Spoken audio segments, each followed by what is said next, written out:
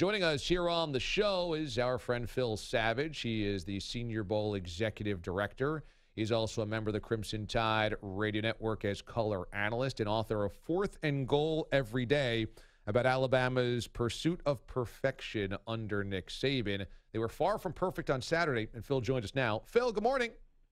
Good morning, D.A. Hope you're well. I am. Thanks so much. Hopefully you had a nice holiday. And I go back to your keys to this game before it was played. And one of the things you said was turnovers. For Alabama on the road, control the football, do not turn the football over. And Alabama was uncharacteristically sloppy in this game. How do you figure that? Yeah, they really were. And I tell you, going to Auburn, especially when there's a lot at stake, and of course, all the marbles were on the table, so to speak, for the SEC West.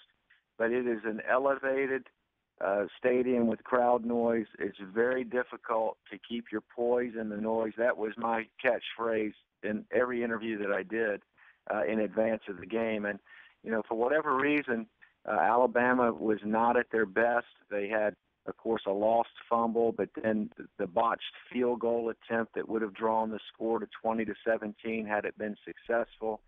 The snaps down on the ground, of course, the second one did not count. Bama gets a reprieve with 4th and 4. They come up inches short on the conversion. It was one of the worst performances that they've had. I've been on the radio now. This is my 9th season. And I had to go all the way back to 2007 when they had, if you want to call it that, failures in all three phases, offense, defense, and special teams. Usually, if they have a failure in one area, the other two areas play well, and they're able to overcome those negatives. So how do we account for that? Do you think it was being on the road in that environment? Was it inexperience, youth? Alabama had really not been in a big-time game this season. We know that most of the SEC West was down this year. How do we account for how they played on Saturday?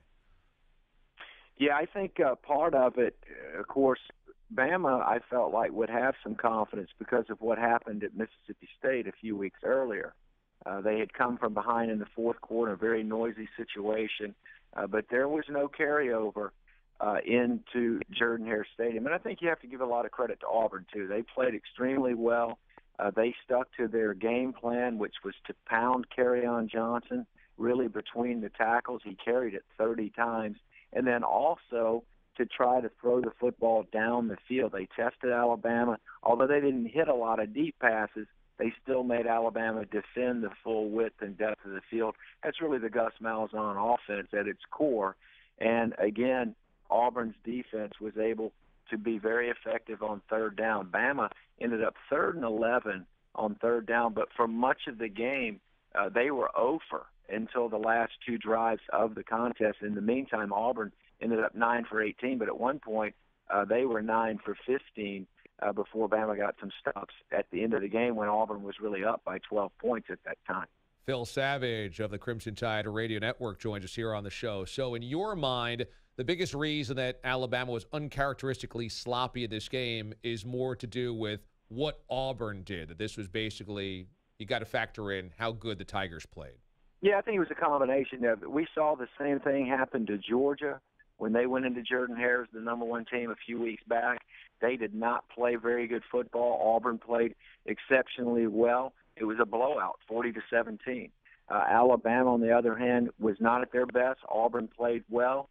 And, again, it really came down to the third down efficiency for both teams. Auburn, because of the success on third down, they kept the ball, DA, 36 minutes.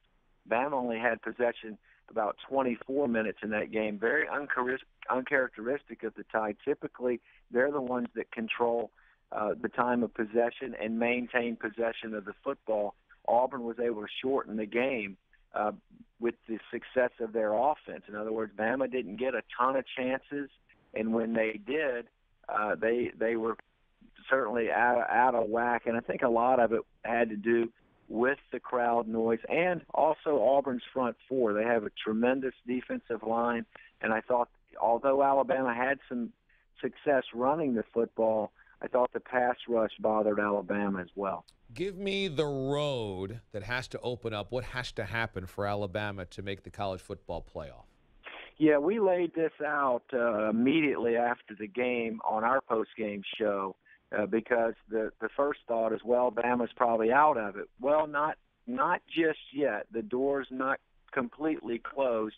I think the reality is that the ACC winner, Clemson and Miami, they're in. The winner of the SEC, Auburn or Georgia, they're in. So that leaves two more spots. I think you have to look at the two lost teams that are in those games, TCU against Oklahoma, Ohio State against Wisconsin. If either could pull the upset or both could pull the upset, then I think obviously the committee has to choose between a one-loss Alabama and a two-loss conference champion, and then that would be the debate. You take Alabama at 11-1 or TCU or Ohio State with two losses, although they win their conference title. So that's going to be the debate. The reality is Alabama's got a strong resume behind them in terms of the history. They've been in the playoff 3 times. They've been the number 1 team in the country for the better part of 2 years. Does any of that count or matter? Technically it doesn't, but I do think that the Alabama brand does carry some weight when it comes down to these boardrooms. Yep, there is a door open. There's no doubt for Alabama if a couple of things happen for them. Let me ask you about the upcoming SEC title game. As you alluded to, it was a game that I was actually at Jordan-Hare a couple of weeks ago. Auburn smashed Georgia the first time around. Is there a way that Georgia can return the favor? Can the Bulldogs, can you foresee them being able to beat Auburn, or is this just a really bad matchup for the Bulldogs? Well, I think it's a tough matchup for Georgia because Jake Fromm, the true freshman quarterback, now he will gain some experience having been on the field with Auburn, but he's not really a runner. He's not a dual-threat quarterback. He's more of a pocket passer. So Georgia's going to have to get him on the move and change his launching point because this Auburn pass rush is formidable. And what Georgia's really got to do is they've got to be able to run the football better and control the clock themselves. I think they've got to play keep away from this Auburn offense. Now, Auburn has Kerryon Johnson coming off of this apparent shoulder injury. He left the Alabama game late. It's up for debate as to whether he will be up or down next Saturday in Atlanta. If he's down, that really changes the whole complexion of Auburn's offense because, remember, Cameron Petway is also out with a fractured scapula. So the injury to Johnson is very, very important as it pertains to this game.